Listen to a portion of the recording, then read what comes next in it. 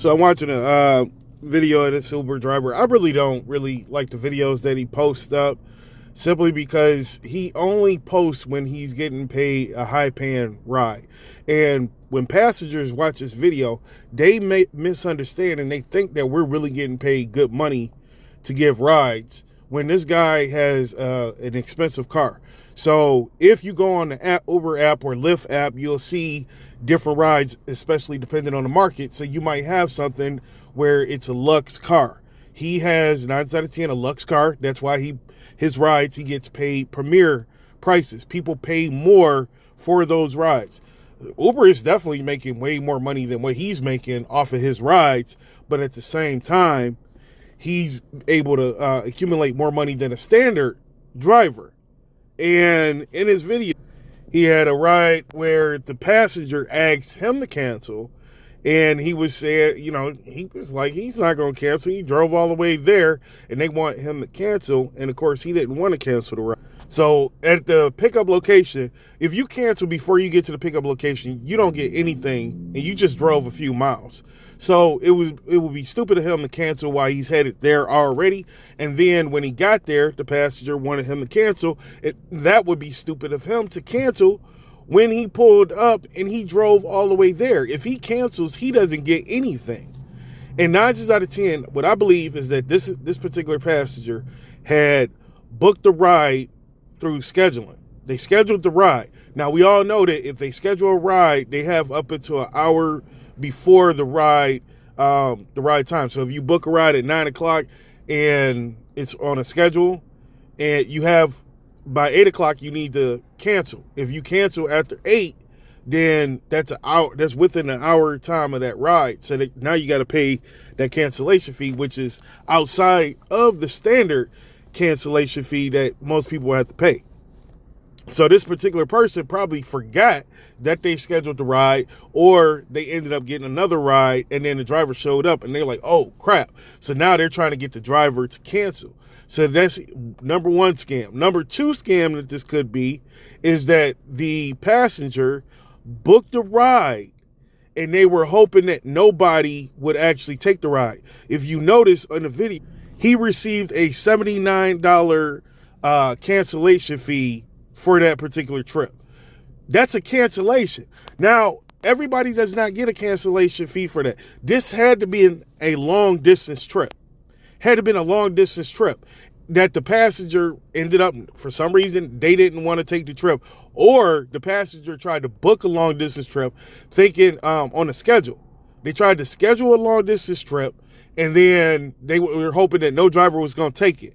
That way, Uber or Lyft, well, in this case, Uber, they would have to pay the passenger because they have that arrive on time policy, meaning that if the driver doesn't show up, or for some reason they don't get to their drop-off location on time, then they're going to receive Uber cash or Lyft cash. See what the scam is? The person booked the ride that they figured no driver was going to take. That way, once they wouldn't be able to arrive on time or whatever, or a driver cancel, or they cancel, the passenger cancels, then the person would get a lot of Uber cash. Trying to book a ride to work and then they only give you maybe $3 or $4 or $5 Uber or Lyft cash, it's not that lucrative. But if you book a ride, say from Columbus, Ohio, all the way to Michigan, you're thinking no driver's going to take that. If they do, they're an idiot. But you would be right to think that they're not going to take it. Now, on the other hand, if a driver is ignorant, or they figure they got some family member or whoever to go ahead and do that, in that state or in that area, then they might accept that ride. And then now you have a passenger like, oh crap, I didn't want to take the ride. I don't want them to charge my account. A lot of these passengers, they don't realize that Lyft and Uber, they don't charge your account until after the ride is complete. And technically, it's not until the end of the day. Once all your rides have been completed, then they charge your account one time. Why do they do that? They do that simply because if they do it that way, then they only have to pay one transaction cost to their banking institution. That's it. But if they just do it every time and you take 5, 6, 7 rides, if they have to pay 85 cents per transaction or a dollar something per transaction, it's going to cost them a lot more money versus just waiting to the end of the day and they only have to worry about paying one transaction cost on the ride. So when you're looking at your account, if you see that the money is gone out of your account, it's not. It's put on hold until the end of the day when all your rides are complete, and then the hold is lifted and charged to the account. So anyway, but back to this person, that customer was definitely trying to pull a scam. They were trying to get Uber Cash because if the driver would have canceled, then they would have been able to tell Uber, I was late for my flight. I was late for this and I was late for that. And this is unacceptable, blah, blah, blah. So what ends up happening? The passenger, Uber, we're so sorry. We're so sorry. Here's some credits and everything. Now this person gets free rides to work for a whole week, maybe even 2 weeks time for what? Because they got the driver to cancel and now their ride supposedly had been late. So don't fall for that trick. And if you're looking at this amount that he was paid, he didn't even give a ride, but he got $79.14. First and foremost, if you're a customer and you're trying to get to work and it's a short distance ride, even if the driver drives 12 miles to you, they're only going to get a couple of dollars on the cancellation. This was a passenger who obviously tried to book a ride going across the state or into another state, and they probably were getting charged a couple of $100 for that ride. And so by being a scheduled ride, they ended up paying a percentage, which was for the cancellation.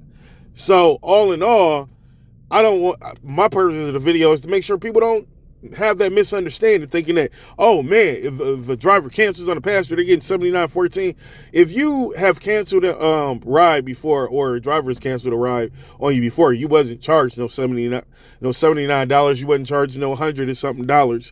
Like I said, this is a passenger who was trying to scam, and the driver here didn't even understand. I mean, he said that, I think they were trying to get some Uber Cash or something by getting the driver to cancel. But he didn't explain that this was a scheduled ride and the passenger was trying to get me to cancel, which means that they were trying to get some Uber Cash so that they get free rides for a couple of days or a few weeks. He could have also showed where the passenger was going. I had to play back the video, and of course in the video, he never showed where that passenger was going.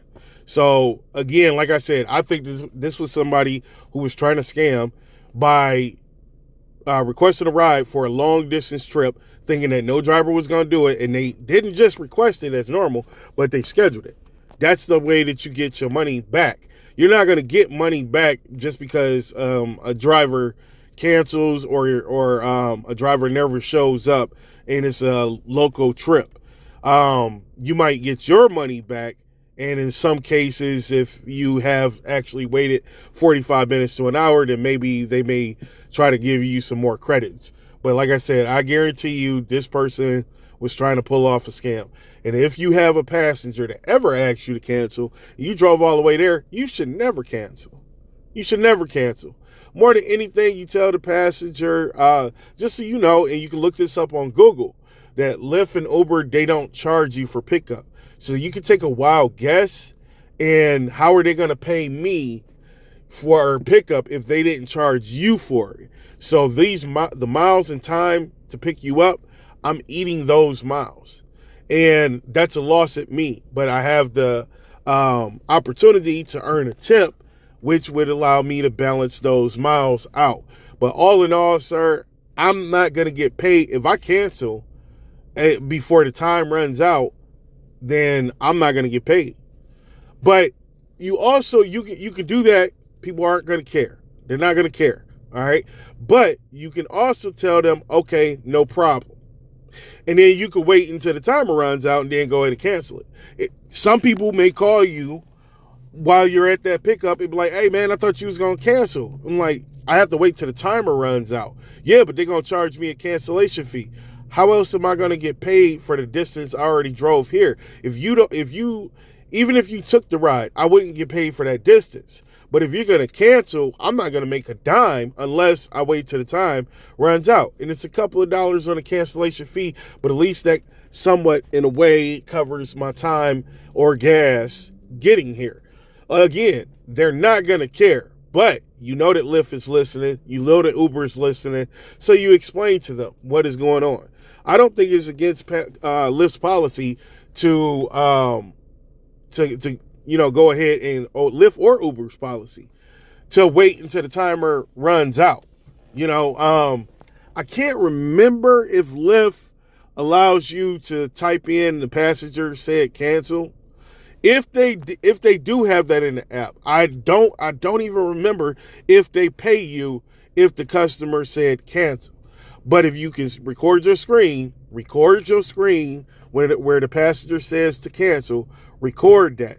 And then you go ahead and say the passenger said cancel. Now, if the passenger tries to turn around acting belligerent and acting like they never said it on the phone or that they never typed it in, then you can show them proof of that.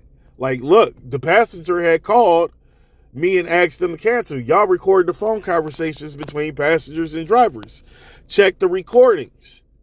And they're gonna end up reactivating your account if you deactivate it, or they're gonna let it go because they're supposed to be recording the calls in the first place. So that proof is supposed to be there. If it's not there, they're not gonna let you know that, sorry, but we don't actually record the calls. We just try to promote good behavior so people aren't being disrespectful or whatever. Either way, however you want to look at it, like I said, the best thing and the best way to go about it is to record it and then to put it in the app or whatever to Lyft, explaining what the passenger tried to pull off.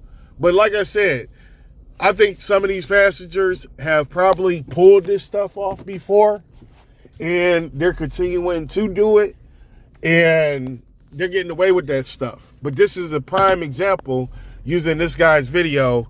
And what is his name? Key in the car. This video, 5 things I hate about driving for Uber passenger tries to scam me. So it's titled Uber passenger tries to scam me part 2. So that's how you can do that one. You can just go ahead and make sure that you screen record stuff. But like I said, this particular video, definitely a scam. And the passenger could have got away with it, probably does get away with it when they're requesting rides and it's newer drivers. A lot of drivers are so busy trying to be on the move and get to the next pickup. Oh, crap, I'm not about to wait here. And a lot of times it is a good idea not to wait. And you know why? Because somebody can run outside and they can shoot you. They can run outside with a knife. They can run outside with a brick. But they could cause damage to your car, take your life, or injure you. So, again, you can make that decision whether you would sit in a case like this or you would avoid any possibility of any injuries or happening to you. I know me personally, in the past, I have told passengers, okay. And that, like I said, either they'll come outside wondering why I haven't moved why I haven't canceled. And then some passengers will just text me or message me or even call me and say, hey, I thought you was going to cancel and everything. In any case, you can explain to them about the scheduled rides and why you can't cancel and everything. Lyft doesn't want us to do that. The passenger has to do that or whatever. So you can come up with any kind of way you want to explain this to the passenger.